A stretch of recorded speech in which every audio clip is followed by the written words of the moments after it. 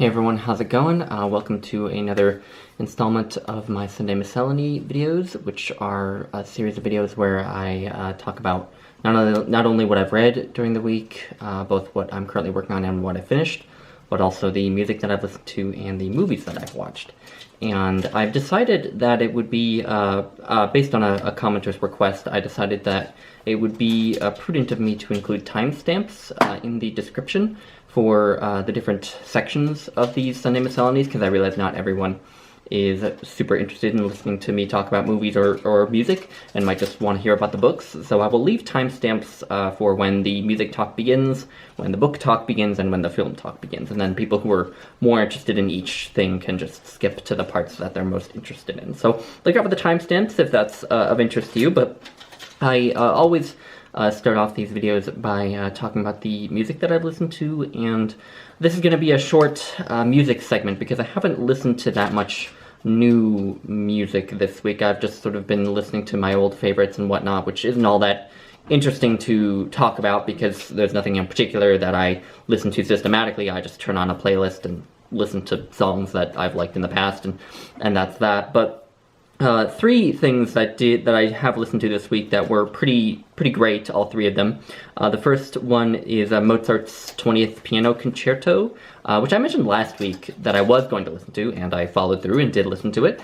And I've listened to this piece a lot in my time. I've listened to it a few times in the past, but for some reason only just now am I realizing just how amazing it is. It really is such a fabulous journey that you go on in that concerto, through sort of turmoil and fear into sort of transcendence. And it's just a lovely concerto. I think my favorite movement is the second one. So I'll leave the second movement in the playlist for this week. I'll leave a playlist, Spotify playlist for each week for the music highlights. So look for that in the description. And then the other two pieces that I listened to this week were both by Bach, which is always wonderful. And the two that I listened to were the Goldberg Variations, and this is a re-listen. I've listened to the Goldberg Variations a few times in the past, but again, I feel like I'm only just sort of starting to really appreciate them now. They are really a beautiful piece of work. You know, I mean, I think the most beautiful part is that first aria, you know, the opening theme, which is lovely, but they are really just an incredible work of genius, you know what I mean? To think that Bach came up with, 30 different variations on this one extremely simple theme. There are some analysis videos that I've been listening to of the Goldberg Variations, and it's nothing will show you just how much of a genius Bach must have been than listening to an analysis of the Goldberg Variations, and just how difficult it would have been for him to compose the Goldberg Variations and how complicated the Goldberg Variations are. So I'll leave some highlights from that. And the other one is another very famous piece by Bach, his Art of the Fugue, which I listened to played on the piano. And again, I haven't listened to as much of this in the past. I've listened to the first piece from it. I haven't listened to the whole thing. But I really liked it. I really liked some parts. I had some trepidation going into the Art of the Fugue because in his essay on Bach, Harold Schoenberg talked about how the Art of the Fugue can be difficult for non-musicians to appreciate because it's so about musical composition and the complexities of musical composition, because he's writing a fugue after fugue after fugue on this one theme, and sometimes it can be difficult for a lay listener to appreciate that. And I mean, I'm not saying that I did appreciate every nuance of the Art of the Fugue, but I did find some pieces from it extremely beautiful. So yeah, those are the three pieces where you'll have some from in the playlist this week. So anyway, that is the music. That's all the music talk I have. But now moving on to the books. It's been a really good reading week. I've finished some great books, and I'm in the middle of some great books, and I've started some great books. So the first book that I finished that I want to talk about is another poetry collection. It's Don't Call Us Dead by Danez Smith. Danez Smith is a black, non-binary, HIV-positive poet who goes by they/them pronouns, and, I did, in an Instagram post about Danez Smith, accidentally refer to them as a he, and then I edited it to change it. I felt really bad, but anyway, I just want to say that if I accidentally refer to Danez Smith as a he, then I apologize. It's not intentional at all. It's just a mistake. But yeah, Don't Call Us Dead is a poetry collection about Danez Smith's own experience as a black, HIV-positive, non-binary, gay person in the United States, and he uses recurring images of blood and cells, including like human cells, but also prison cells. There are themes of police violence in this book, but also the HIV/AIDS epidemic and how it disproportionately affects black people, and he kind of compares those two situations as sort of stemming from the same system, and that is extremely powerful. He just has a really powerful writing style, really simple writing style, kind of chant-like. It's written in very sort of spare phrases. You know, he doesn't capitalize the word I or anything like that. He doesn't even capitalize the first letter of a sentence. But these were just some really powerful, simple poems with great imagery and great wordplay as well. There was a lot of wordplay, especially on the word cell, between body cell and prison cell, which I thought was extremely interesting. And yeah, it was, I mean, I haven't read all that many individual volumes of poetry like this in my time. I tend, when I read poetry, to read from collected poems of individual poets or from anthologies.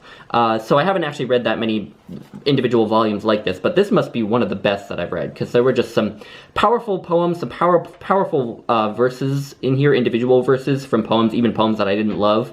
And one thing that I really appreciated in this volume was that they do very long poems extremely well. You know, the very first poem, for example, in this collection is called Summer Somewhere, and it's one of the longest. It's 20 pages or so, and it's maybe my favorite poem of the collection. So Danez Smith does really well with long poems, so yeah, I definitely can recommend this, and I'll look out for more of Danez Smith's poetry. So yeah, a great success.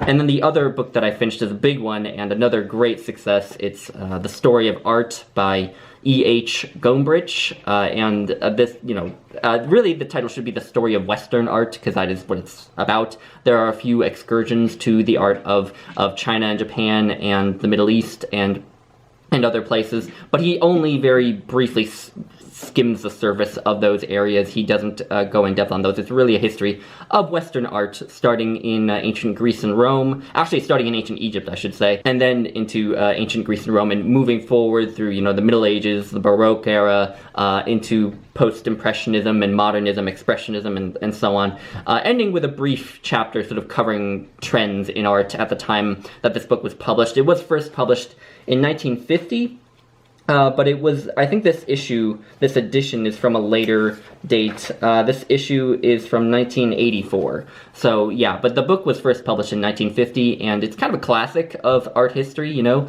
It is, as I understand it, used as a textbook in art classes often, and I can see why. You know, I know it had a lot of the sort of familiar themes that I remember from when I learned about art. You know, I was never an art student. I obviously didn't study art in college, but I did have some classes that touched on art history in college, and I did take a lot of art classes in high school. I was never particularly good at art, but I really wanted to be, but I just didn't have any talent. So I've always been interested in art, but anyway, so he covers the basics really, really well.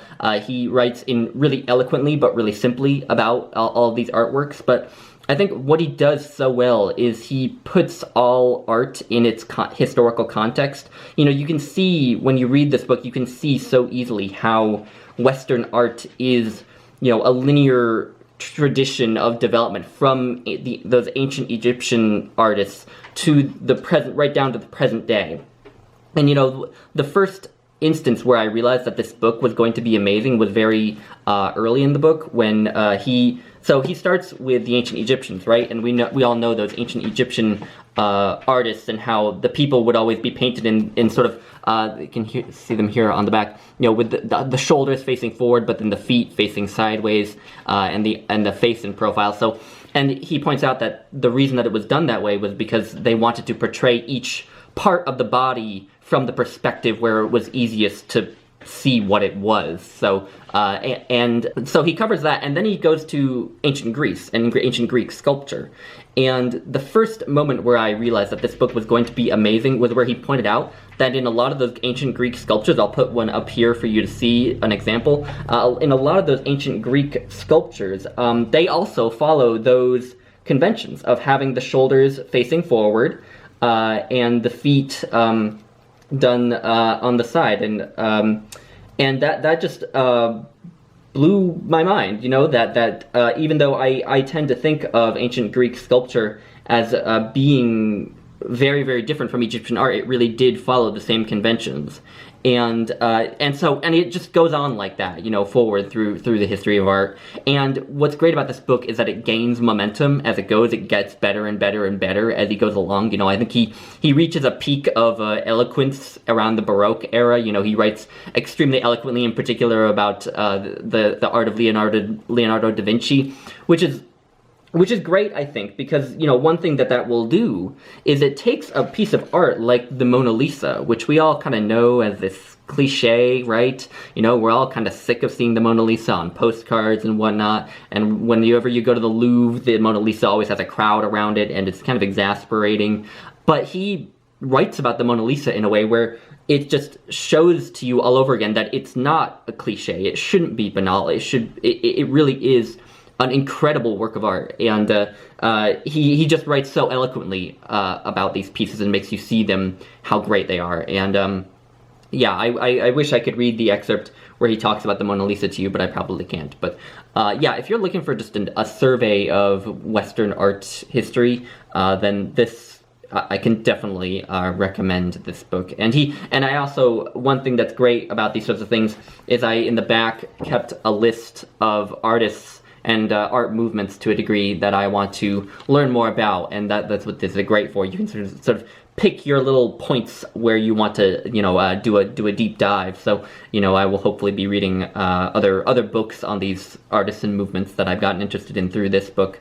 But yeah, this was just a fabulous reading experience. I definitely recommend it. And A.H. Gombrich also wrote a lot of other books.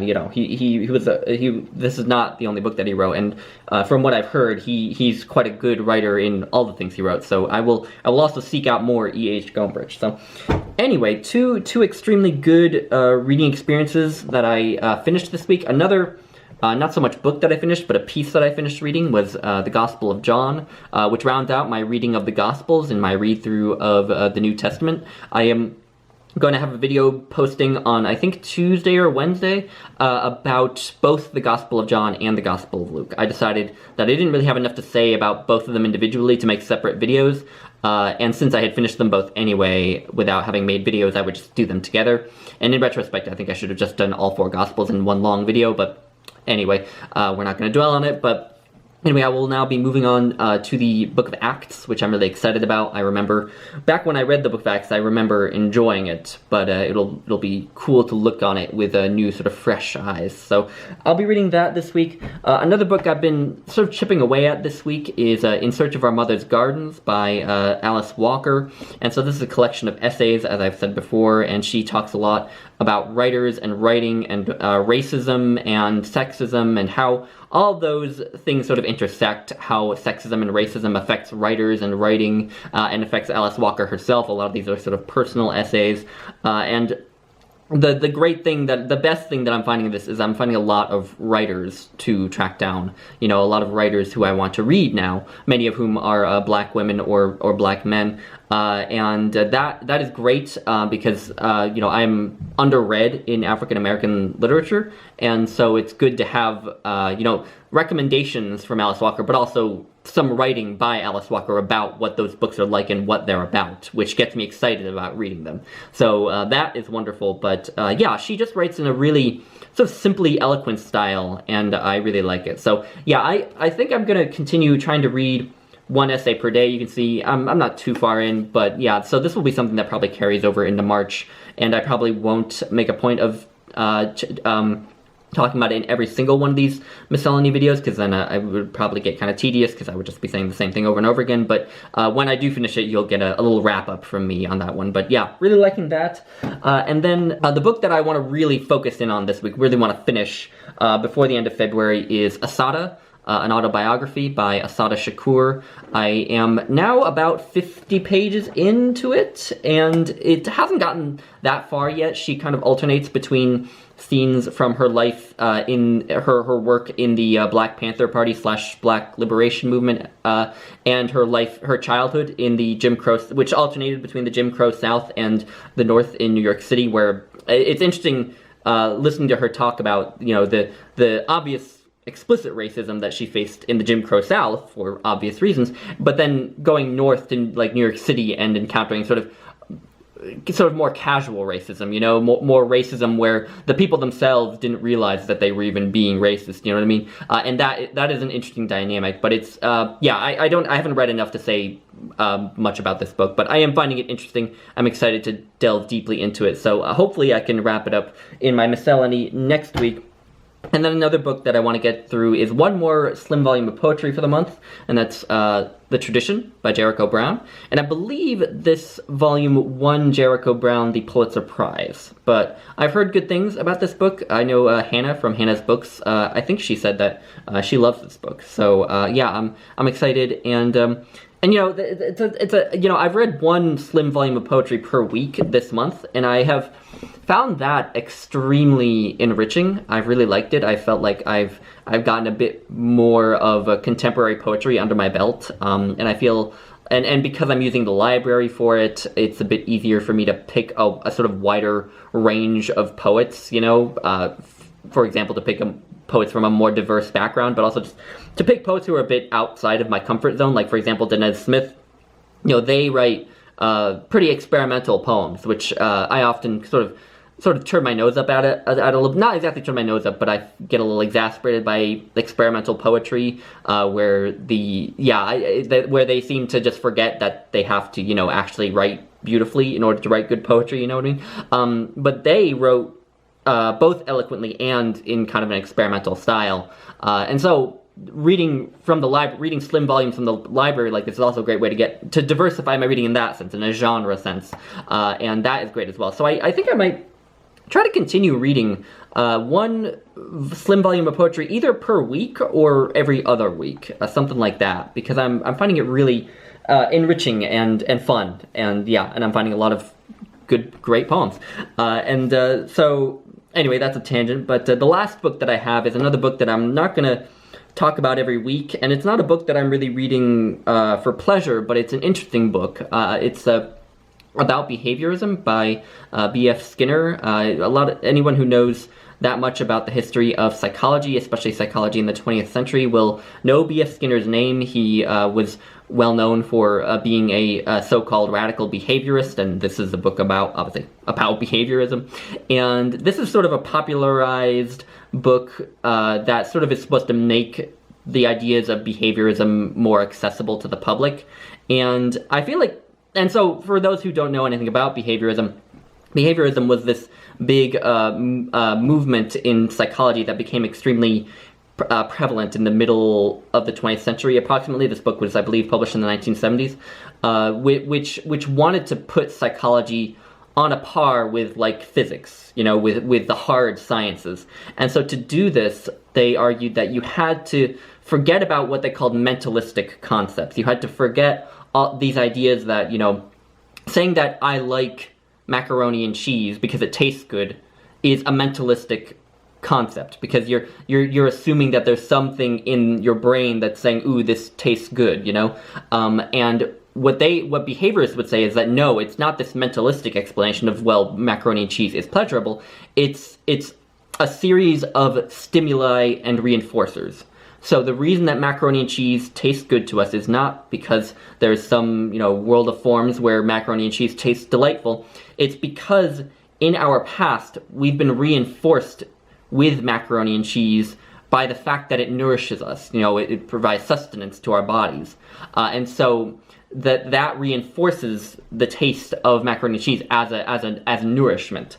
And so the stimulus being macaroni and cheese, the response being you're nourished. And so those pairings of stimuli and responses are what you can use to explain all human thought and all human behavior, including the development of language, sensory experience, learning, and so on and so forth. And, behaviorism is not taken super seriously anymore in psychology. It did make a great contribution to psychology. You know, it's still, I think, important in the areas of learning and in some forms of therapy. It's still very important, and it, I think, also had a big impact on sort of how we think scientifically in psychology. But you know, there are roadblocks that you run into. You know, you can't explain everything about humans with just stimulus response, reinforcing, punishing, and so on and so forth. You know, for example, language. You know, if the hypotheses of behaviorism were true, then an adult should be able to learn a language as quickly as a child. Because if it's only down to reinforcements and punishments, then you should be able to, you know, reinforce or punish an adult just as effectively as you reinforce or punish a child into learning a new language. But that's not what we find. We find that children learn languages at a rate that, you know, they learn languages faster than anyone can teach them, right? Whereas adults often struggle. And so behaviorism isn't taken all that seriously anymore. But it's still valuable to learn about. And it is really interesting kind of getting a more complex view of what Skinner thought about various aspects of psychology. And, you know, it's interesting when you go to these writers who are often cited more than they're read, you know, and find that they kind of break down your ideas of what they thought or said, you know what I mean? And you realize that what you've been spoon-fed in your classes is not always all that correct. And so that's extremely interesting, and there are other interesting things in it as well, but I'm not going to be talking about this because I'm reading it for school, for a seminar. We have in my PhD program, in social psychology, we have a seminar that we have to attend every Friday where we do sort of a motley of things. You know, sometimes we present on our research. One student will present on their research. I'm going to be presenting later in the semester. But sometimes we also will read articles and discuss them, or have more general talks, or have visiting speakers and so on. But this semester, the professor who runs the seminar has decided to have us read a book and discuss it in chunks. So yeah, it's interesting. But anyway, so if this sounds interesting, if that sounds up your alley, then this might be of interest to you. But if you're just a lay reader and you're not into it, then you don't need to read this book. The writing style can be verging on obtuse. I think B.F. Skinner's writing style is sort of deceptively simple. You know, if I were to pick a sentence from this book at random from any page in the book, I would probably look at it and think, wow, that looks like a very simple sentence. You know, they're not long, there's not a lot of semicolons and so on. But then when you sort of look at what it means, it can be difficult to pare down what B.F. Skinner is even saying sometimes.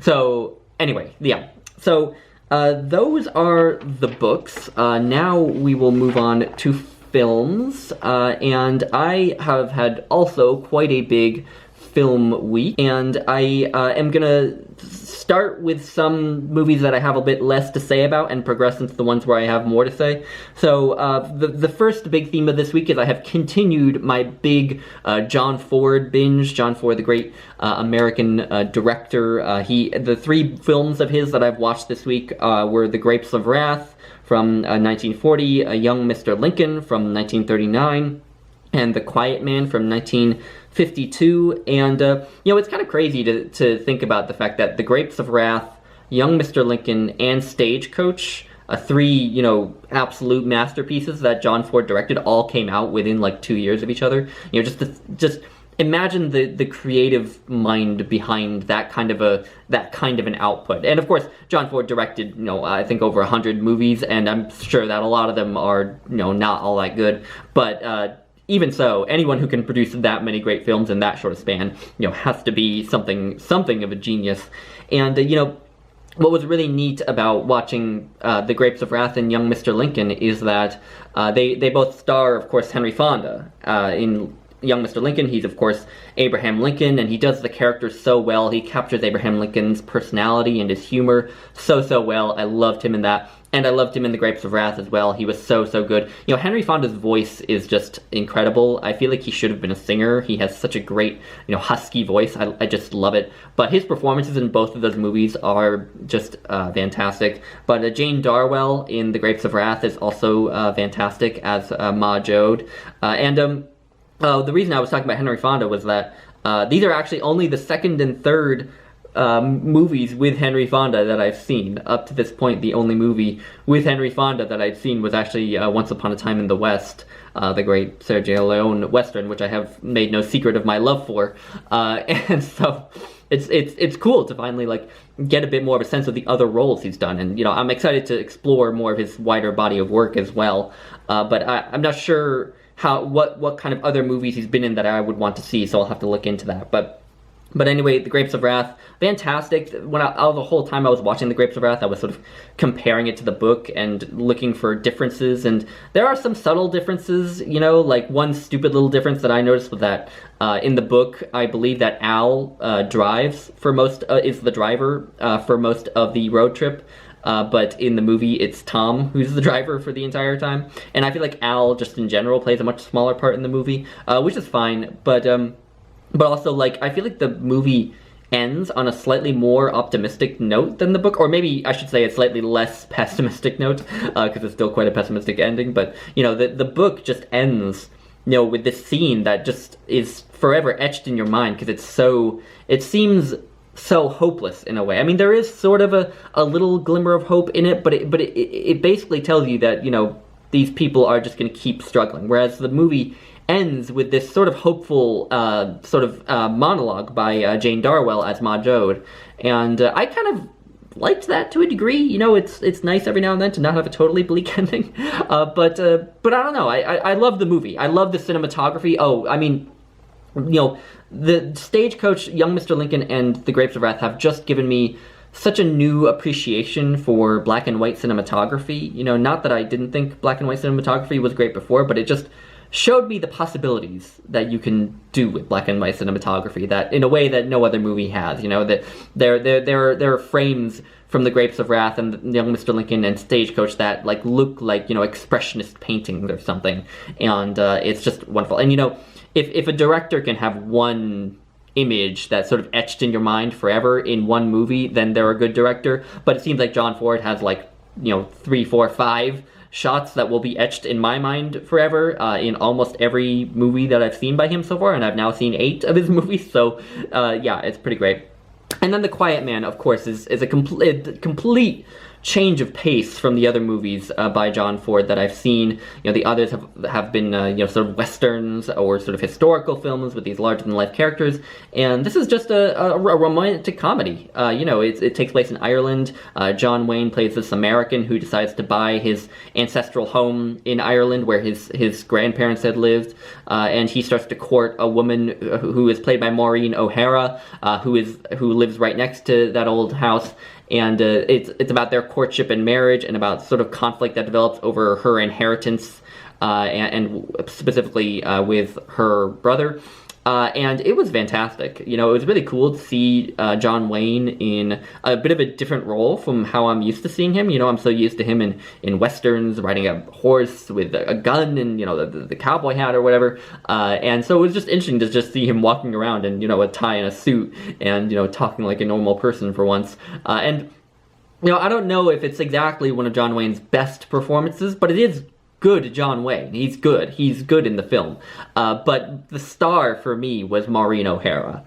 And this is, I think, the 3rd film that I've seen with her. She is in Miracle on 34th Street, which I saw a long, long time ago, but I know that she's in it, and I do remember really liking Miracle on 34th Street. I need to rewatch it, but she's in that, and then she was in Rio Grande, another John Ford film that I watched a couple weeks ago, and I loved her in that as well. She was also, for me, the star of that movie too, and I thought that she was the star of this movie as well. I love Maureen O'Hara. She just has such a presence, you know what I mean? She's so powerful, and I love it. And I love her voice, and I love what she does with her face. Not in sort of a feminine way. I just mean she has a very striking face. Actors, anyway, whatever. But she's fantastic. So anyway, so more John Ford. I'm only going to watch one more John Ford film, which I have out from the library, which is Ford Apache. And so once I have watched that, I think I will put my John Ford binge to rest for a while, because I think it's time for me to explore some other areas of film. And that's a kind of a nice segue into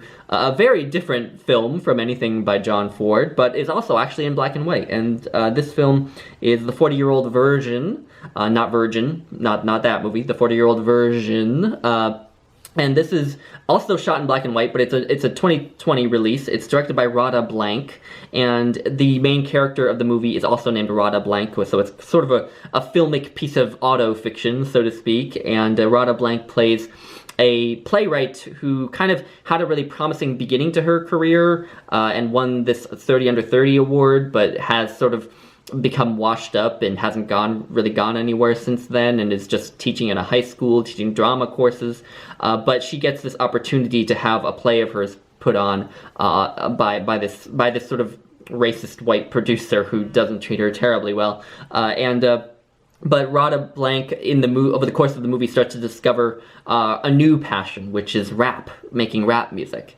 And it was a really good movie. I thought that the characterization was extremely subtle. I think every single character is really well done. Whether they're this racist white producer or whether they're Radha Blank's agent, who is a Korean American man, or her students, who are all really well characterized. Everyone is just characterized so well in it, and I really kind of appreciated that. There's also one extremely subtly and I think well done subplot about one of Radha Blank's students who is just starting to realize that she is romantically interested in another woman and is sort of struggling with that. And I thought that little subplot was done so well in the movie as well.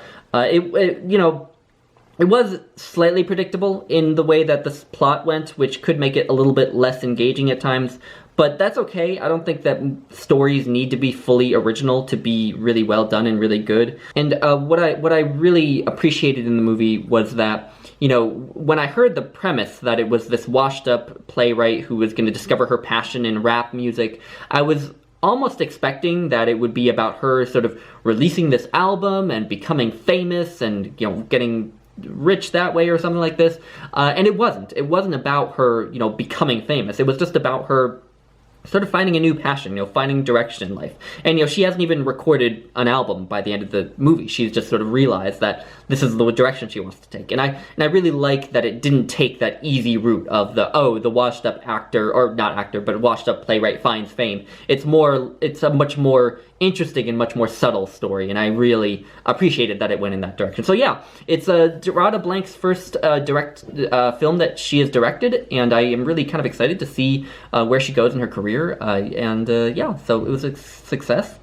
And then the last two films I have to talk about are two doozies. I have to say, it's a little bit of a shame to have to confine these films to the end of, when I'm sure it's going to be an ungodly long video, but the two last movies also kind of pair with each other kind of nicely, because they're both science fiction films, although from very different places in the sort of film canon. So the first one is 2001: A Space Odyssey, which, maybe you've heard of at some point, but obviously directed by Stanley Kubrick from 1968.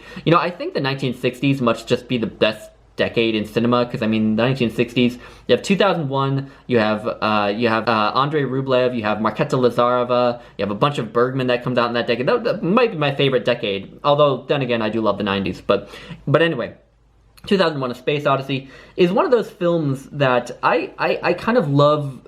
Half the reason that I love it is just from the style and not really from the substance. It's famous for Kubrick's use of classical music, in particular of the music of both Strauss's, Richard and Johann Strauss, and also of the music of György Ligeti, who's much more modernist Hungarian composer. And yeah, he really does such a fabulous job, just crafting the various pieces of music that he uses into a soundtrack, and he almost uses certain pieces of music sort of like leitmotifs. You have the Blue Danube, which is often associated with the ships and robots that we see throughout the movie. You have Ligeti's music, which is often associated with the great pillars that you see.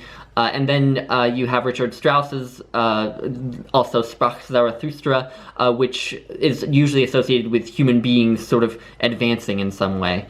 And yeah, I just love that, and visually, it's just incredible to think that it was shot in 1968, and to see how well it holds up. And sometimes I look on CGI effects and just think, people were doing stuff like this that looked way better with way less sophisticated technology, like way back in the day. So why are we overusing all this CGI here? Yeah, but so the effects are wonderful. It's visually just stunning. You know, again, like John Ford, a lot of these shots from 2001 could be like paintings. You know, actually, in particular, what I was noticing this time around was the shots from the first part of the film with the apes all around in a sort of desert landscape. It was just some absolutely gorgeous shots in that area. But you know, this is one of those movies where, again, the substance of it is a little bit lacking. You know, there's not really any character development. There's not really that much of an actual plot. I suppose the one character who gets some development, or who at least seems fully human, is ironically the artificial intelligence HAL. But really, I think that this film doesn't really care about those sorts of things. It's more of a sort of painting in motion in a way, and sort of a Rorschach test in a way, a bit like Tarkovsky's Mirror, which is one of my favorite movies ever. It's a bit of a Rorschach test. You know, it tells you a lot about the viewer, how they respond to it, in good ways and bad ways, I suppose. But you know, I mean, a lot of people look at the film as looking at human advancement, human evolution from these, you know, apes, so to speak, to this star child who is born at the end. And you know, I get that view of it, but also I think something that occurred to me this time around was that human beings are, to a certain degree, kind of impotent in the film. You know what I mean? Because, you know, most of the dialogue that we see between the human beings in the film is really kind of banal. I mean, you can honestly turn the dialogue off, turn it on mute in the scenes where people are talking to each other, and probably not miss a beat in what's going on in the film. And so these humans are portrayed as kind of, you know, trivial, you know? Aside from their invention of technology, because technology is always shown in this fabulous, you know, balletic, like, you know, you have these spaceships that dance around, and you have to the music of Johann Strauss, and you have Hal, who is, you know, the most interesting character, and so on. And so humans are portrayed as kind of trivial. And on top of that, the only way that it seems like they can advance is through finding these pillars, which ostensibly are left by, you know, extraterrestrials. And so, you know, the film portrays humans as impotent in the sense that they aren't interesting, but then also the only way they can advance is through the help of extraterrestrials. And so, in a way, I think it has a bit more of a bleak outlook than maybe we usually think from this movie. And so that was interesting, but you know, there are so many different ways you can interpret the movie. You know, I also was thinking over the course of the movie that you could look at it as kind of a film that delves deeper and deeper into the human subconscious, right? Because in every case when a pillar is found, the people who are finding it don't know why it's there, or why they're and you know, the apes, when they find it, they have no clue that they're looking for it. It just appears out of nowhere, and they don't know what it is. But then when the spaceship that has Hal on it is sent to Jupiter to find the new pillar, you know, the pilots don't even know why they're going to Jupiter. They don't know about the pillars. You know what I mean? They don't know why they're going there. And in a way, you can look at that as delving into the subconscious, because, you know, the subconscious is sort of this idea that our behavior is driven by forces that we have no awareness of, right? And so these pilots of the spaceship are also being driven by forces that they aren't aware of. You know what? You know, they were put on the ship, told you're going to Jupiter, but they didn't know why. And, you know, so the film can be seen in that sense as well. So anyway, there's just a lot to comment on with 2001, and I love that movie so much. But the last movie is also science fiction, and it's also shot in black and white, incidentally. It's funny. I'm watching all these black and white movies, both modern black and white and older black and white. But anyway, the last movie that I have to talk about is also a doozy, and also one where I don't feel like my thoughts are particularly coherent. And this movie is Hard to Be a God, which came out in 2013 and is in Russian, directed by Aleksei German. Something that's interesting about Aleksei German, so obviously he's Russian, and what's funny is because he died in 2013, and so he can kind of seem like, you know, what we'd call a more sort of modern director, sort of a different generation than, for example, Andrei Tarkovsky, but really Tarkovsky's and German's career have actually paralleled each other quite a bit. They were born around the same time, they started to make films around the same time, And yeah, it's just interesting when, you know, and the reason that it seems this way, the reason it seems like Garamond is of a different generation is just because he lived so much longer. You know, Tarkovsky died extremely young. You know, who knows what kind of masterpieces we would have from Tarkovsky if he had lived longer, but he died so young that, you know, Garamond went on making films and seems of a different generation. It's kind of like how, you know, Sylvia Plath and Joyce Carol Oates were actually born around the same time, and if Sylvia Plath hadn't died so young, she would be the same age as Joyce Carol Oates, and so actually they're of the same generation. But anyway, that's all beside the point. So this film is another science fiction film, although it would be hard to discern that it's a science fiction film just by taking one look at it. But it's about a group of Russian scientists who are sent to this faraway planet and this planet has developed basically exactly the same as Earth, but it's kind of 800 years behind Earth in terms of its technology and sort of intellectual development, in terms of like the Enlightenment or the Renaissance or anything like this. So basically it's stuck in the Dark Ages. And there was sort of a budding Renaissance that happened on this planet, but that was sort of brutally suppressed at one point. And so it's kind of stuck in the Middle Ages. And it follows one scientist who is named Don Rubata, who is by some people revered as a god, and some people is hated. But basically, he sort of wanders around the country that he's in on this planet, sort of trying to lightly make people slightly better. You know, he was sent there to advance them, to quote-unquote civilize them. And so you see him kind of go from place to place, interact with different people. Sometimes he tries to help people in a small way. Sometimes you see him act quite brutally towards people. And I should say that this movie is totally disgusting. It's full of mud and blood and urine and other feces and snot. Every single person in this movie seems to have a cold because everyone is constantly sniffling and, you know, shooting snot out of their nostrils at the ground or something like this. And it's a disgusting, and there's also literal guts coming out of people sometimes. It's a disgusting movie, and so this guy is traveling around the countryside of this place and sort of lightly trying to help them advance a little bit, but also himself acting quite brutal, you know? Ostensibly, this character, Don Rubata, is this sort of quote-unquote civilized scientist who's going to come here and help these people to be more quote-unquote civilized, and yet has himself become incredibly brutal. You know, you see him commit murder, you see him torture people, you see him just generally insult people, and, you know, I think that this film is working on a lot of interesting levels. You know, I still haven't really fleshed out what I think of it. You know, I think I just have grown fascinated with this idea of a mortal who is treated like a god. You know, it made me think of, you know, ancient Egypt, where the pharaohs were revered as gods, or like Jesus, you know, who was supposed to be sort of God come down to earth. And, you know, in fact, towards the end of the movie, I think that the actor who plays Don Rubata starts to look a lot like Jim Caviezel looks at the end of The Passion of Christ. You know, he starts to look like a representation of Jesus in a way.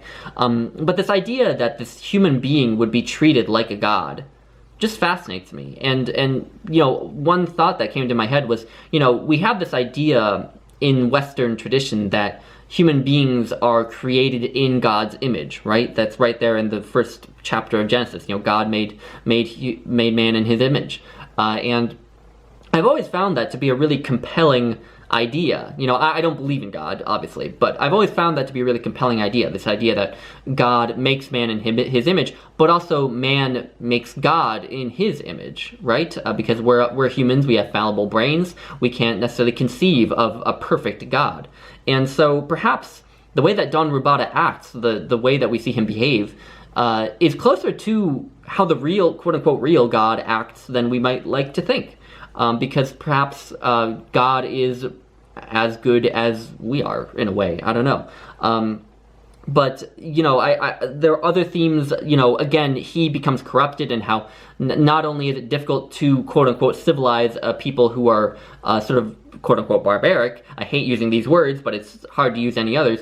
Not only is it difficult to get people to civilize themselves, but it's also difficult to stay civilized once you're among people who are behaving brutishly, right? It's so easy for us to revert to our sort of base instincts. And so it calls into question this the whole, the whole premise of this quote-unquote civilizing mission is that we are civilized, they are brutes, we need to civilize them.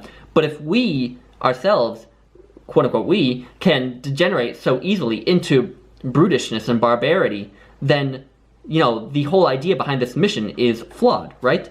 And I thought that was so interesting. And anyway, there's so many levels on which this movie is working, and so much I feel like I could talk about. Something else that really fascinated me about the movie was the sound, was how it sounded. I feel like it's a very crowded movie. There's, probably no less than 5 people in pretty much every scene, and every single person is always moving, always doing something. Even if they're just sitting in silence or sitting and doing something quietly, they are bumped into by someone else, and so there's always movement, and there's also a lot of stuff. There's also a lot of crap on the set, There's like stuff hanging from the roofs, like sausages or whatever. There's barrels sitting around, and chains everywhere, and that makes for a really interesting oral experience, because you hear all of these things going on. You hear every single clink of a chain, every single creak of a piece of wood, every single time a person bumps into another person, every single sniffle from a person. You hear all of it, and it's kind of overwhelming, even though it's also an extremely quiet film. But the way that the camera moves, the way the people move, are almost kind of balletic, because they look like they strike a balance between choreographed and natural. It almost seems like maybe there was a slightly improvised aspect to it. But there's just a lot stylistically that's fascinating about this. And the camera work is really interesting as well. It's also extremely balletic. Lots of really long takes, which makes me think that this must have been an extremely difficult film to shoot, right? Because, when you have a long take that's going on for like 10 minutes, well, if you screw up in the 9th minute of a 10-minute long take, well, then you have to start over, you know what I mean? So I thought it was a remarkable film, and will, I think, reward future viewings. And I don't pretend to have my own interpretation pinned down, and I also don't pretend that there is one interpretation. I think obviously the great thing about great films, great literature, is that they can be interpreted multiple ways, of course. Yeah, it's just one of the greatest filmic experiences I've had in a while, which is saying a lot, because I've had a lot of great filmic experiences lately. I've been watching a lot of great movies, but this, I think, does sort of take the cake in terms of my viewing for this month. I think it will probably be the one that I'm most likely to think about, keep thinking about, to rewatch.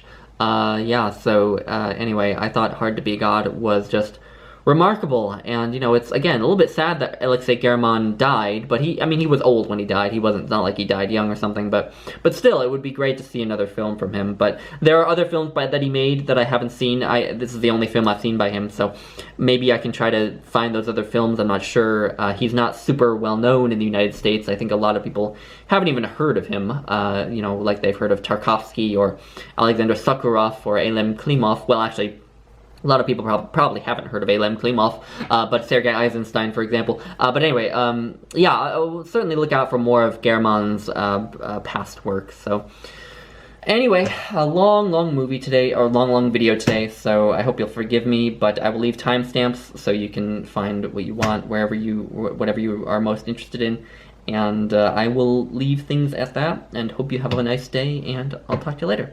Bye.